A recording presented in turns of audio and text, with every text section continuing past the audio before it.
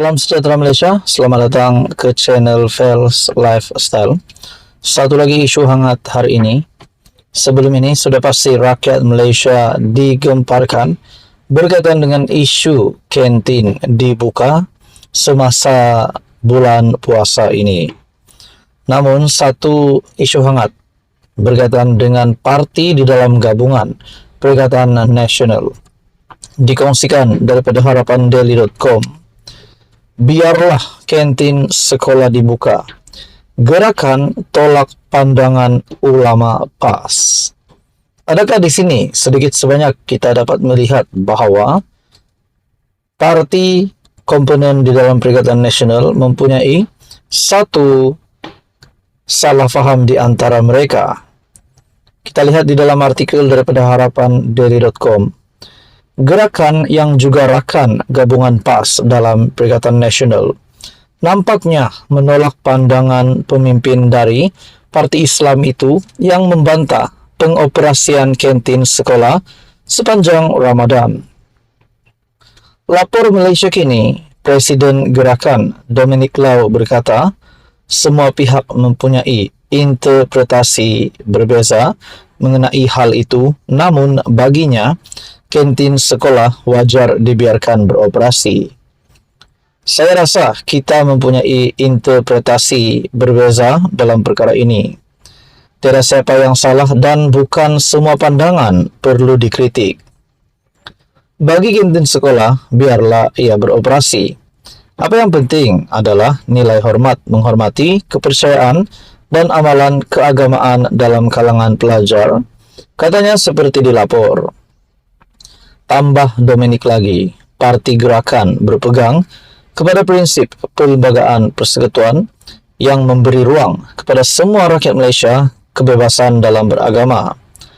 Terdahulu, Ketua Dewan Ulama PAS Pusat, Datuk Ahmad Yahya mendakwa arahan Menteri Pendidikan Fadlina Siddiq supaya kantin sekolah mesti beroperasi seperti biasa sepanjang bulan Ramadan sebagai keterlaluan.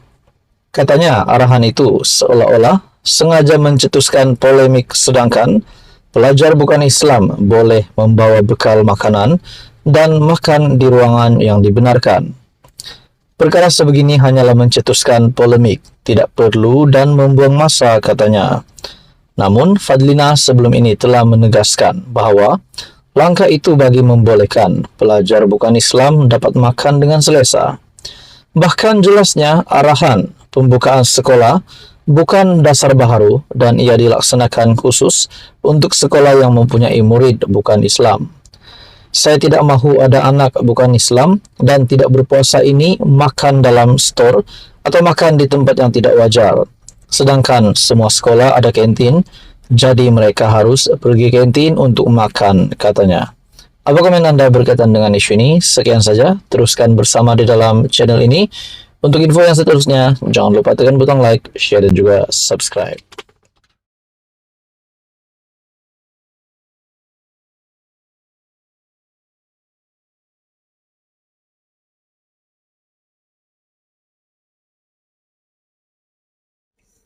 Halo semua, salam sejahtera Malaysia. Selamat datang ke channel Fels Lifestyle. Terima kasih kerana masih setia bersama di dalam channel ini untuk mendapatkan maklumat-maklumat terkini, isu-isu hangat politik di Malaysia. Saudara-saudara yang amat dihormati semua, sudah pasti berkaitan dengan rasuah, berkaitan dengan jerum yang pernah dinyatakan Perdana Menteri Malaysia Datuk Seri Anwar Ibrahim. Banyak saja tangkapan-tangkapan yang dilakukan SPRM. Ada juga pemimpin politik hari ini yang berhadapan dengan dakwaan, yang berhadapan dengan kes mahkamah. Tidak lain dan tidak bukan berkaitan dengan rasuah. Nah, saudara-saudara yang amat dihormati, sudah pasti tangkapan jerum besar dimanapun yang telah terlibat dengan rasuah perlu dilakukan tangkapan ini secepat mungkin. Saudara-saudara, SPRM dalam satu kenyataan ataupun dalam satu berita terkini daripada Malaysia Kini SPRM tahan 4 penjawat awam terima rasuah lebih RM 5 juta. SPRM menahan 4 penjawat awam dan masih mengesan seorang lagi kerana disyaki menerima rasuah lebih RM 5 juta daripada sindiket penyeludupan tembakau, rokok dan arak secara haram melalui pintu masuk negara. 4 suspek direman selama 4 hari bermula hari ini hingga Jumaat. Artikel ini pada 12 Mac. Menurut sumber, keempat-empat lelaki berusia 40-an hingga 50-an ditahan di sekitar Lembah Klang antara 11.30 pagi hingga 4 petang semalam dalam operasi khas oleh Bahagian Pencegahan Pengubahan Wang Haram AML SPRM, LHDN dan Bank Negara Malaysia.